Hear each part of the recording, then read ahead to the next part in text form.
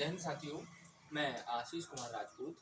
साथियों, आज आप सभी के लिए मध्य प्रदेश शिक्षक भर्ती और all TET, C TET, UP TET, Rajasthan TET, जो संस्कृत साहित्य या जो संस्कृत से रिलेटेड शिक्षक भर्ती परीक्षाएं होती हैं, आज हम संस्कृत व्याकरण को लेकर, संस्कृत व्याकरण में संस्कृत वर्णमाला नामक टॉपिक को लेकर आए हैं, जो आपको आगामी आने वाली भर्ती परीक्षाओं के लिए काफी हेल्पफुल व उपयोगी सिद्ध होंगे। अगर आप पहली बार चैनल पर आए हो तो चैनल को जो लाल बटन है उसको दबा करके सब्सक्राइब कर देना, साथ में आने वाले बेल आइकन को प्रेस कर देना, जिससे आने वाली हमारी सभी वीडियो का नोटिफिकेशन आप तक पहुंचता रहे। तो साथियों, हम बिना समय गवाए हुए वीडियो को स्टार्ट करते हैं। वीडियो को अधिक से अधिक शेयर करना, लाइक करना और कमेंट करना। संस्कृत वर्णमाला के बारे में जानेंगे। वर्णमाला होती क्या है साथियों? वर्णमाला वर्णों के क्रमबद्ध समूह को वर्णमाला कहते हैं। वर्णमाला होती है जो वर्णों के क्रमबद्ध समूह को वर्णमाला कहते हैं। अब बात होती है अक्षर की। अक्षर क्या होता है? अक्षर ना क्षरति इति अक्षर, जिसका क्षर नहीं होता, जिसका विनाश नहीं होता, उसको अक्षर कहते हैं। अब संस्कृत वर्णमाला में हम देखेंगे, बात होती है एक स्वर की और एक व्यंजन की। एक होता है स्वर और एक होता है दूसरा व्यंजन। देखेंगे साथियों, स्वर को संस्कृत में अच कहते हैं। स्वर को संस्कृत में अच कहते हैं। स्वर की परिभाषा देखेंगे हम। स्वयं राजन्ते इति स्वरा, ये स्वतंत्र होते हैं। इनके उच्चारण में किसी अन्य व्यंजन वर्ण की आवश्यकता नहीं पड़ती।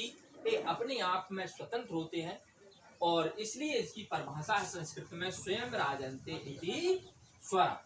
संस्कृत वर्णमाला में पाणिनि व्याकरण के अनुसार संस्कृत वर्णमाला में स्वरों की संख्या 9 बताई है।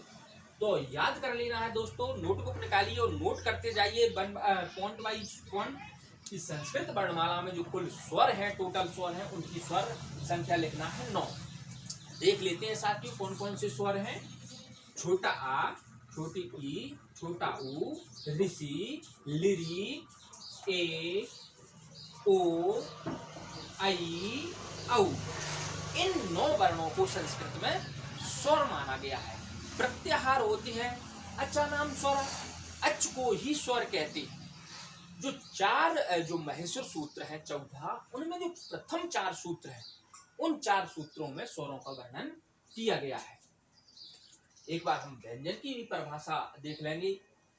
स्वरम अनु योज्यम इति व्यंजनम, अर्थात जो स्वर की सहायता से बोले जाते हैं, आपस में स्वतंत्र नहीं होते, दूसरे वर्णों की सहायता से बोले जाते हैं, उनको व्यंजन कहते हैं।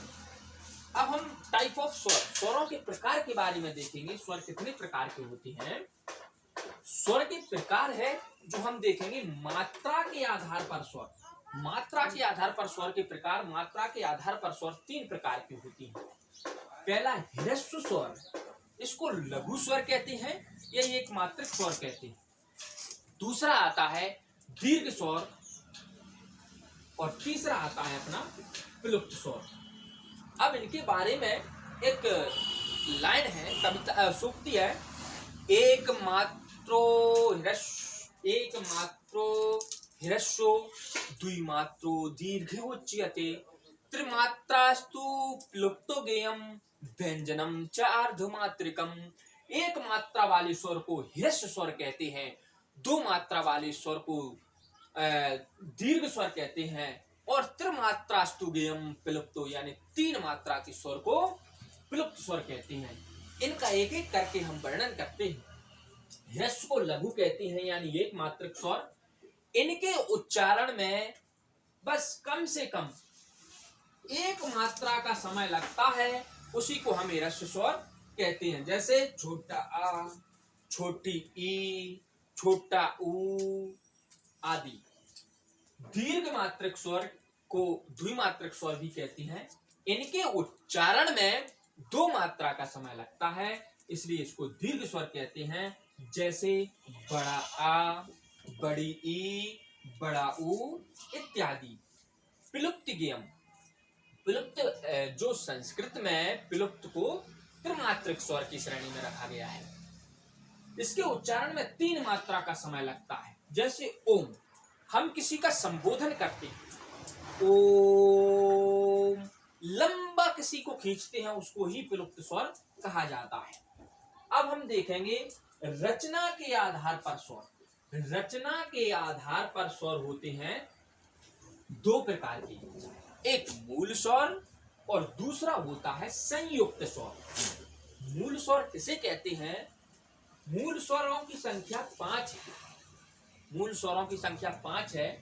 छोटा आ, छोटी ई, छोटा ऊ, ऋषि और लिरी, इनको मूल स्वर कहा जाता है। संयुक्त स्वर, संयुक्त स्वर किसे कहते हैं? जो 2 या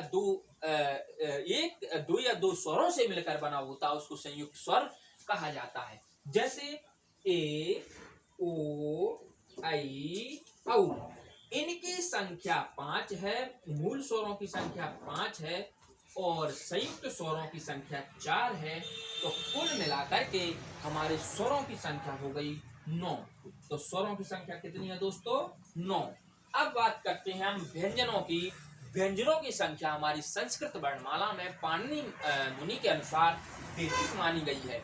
देखते हैं वह 33 वर्ण कौन कौन से हैं, किस प्रकार उनका वर्णन है। तो व्यंजन को, जो व्यंजन है उनको वर्गीय व्यंजन कहते हैं, स्पर्श व्यंजन कहते हैं। वर्गीय व्यंजन इसलिए कहा गया है क्योंकि इनको वर्गों में विभाजित किया गया है। जैसे का वर्ग, चा वर्ग, का वर्ग, चा वर्ग, ता वर्ग, ता वर्ग, पा वर्ग, इनको एक सूत्र के माध्यम से दर्शाया जाता है। पाणिनि ने एक सूत्र दिया था, कु चू टू टू पू।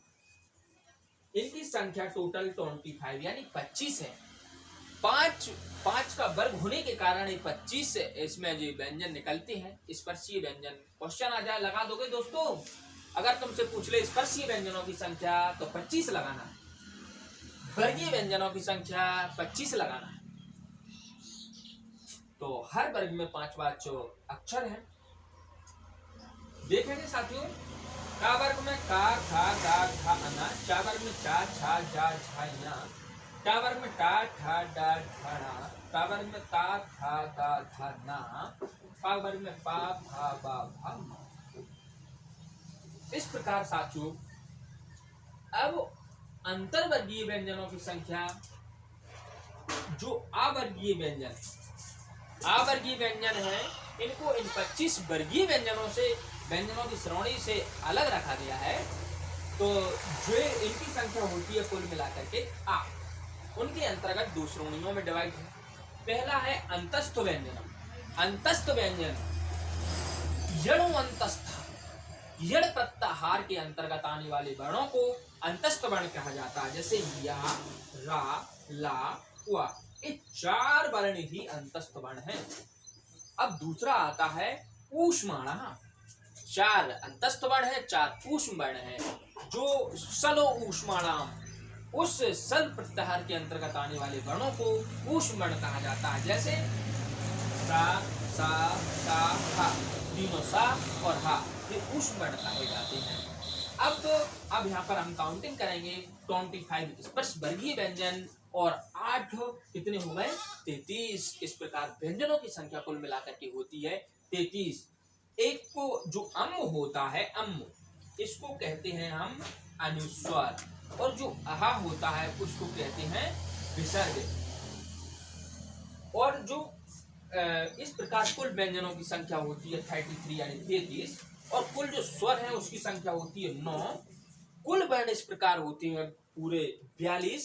साथियों, इसी के साथ हम वीडियो को समाप्त करते हैं। अगर आप वीडियो पर पहली बार आए हो तो प्लीज चैनल को सब्सक्राइब कर देना, साथ में आने वाली बेल आइकन को प्रेस कर देना और वीडियो को अधिक से अधिक शेयर करना, जिससे जो भी मध्य प्रदेश प्राथमिक शिक्षक भर्ती जो संस्कृत से रिलेटेड तैयारी कर रहा है उसके पास में यह वीडियो उपलब्ध हो जाए। धन्यवाद साथियों, मिलते हैं नेक्स्ट वीडियो में।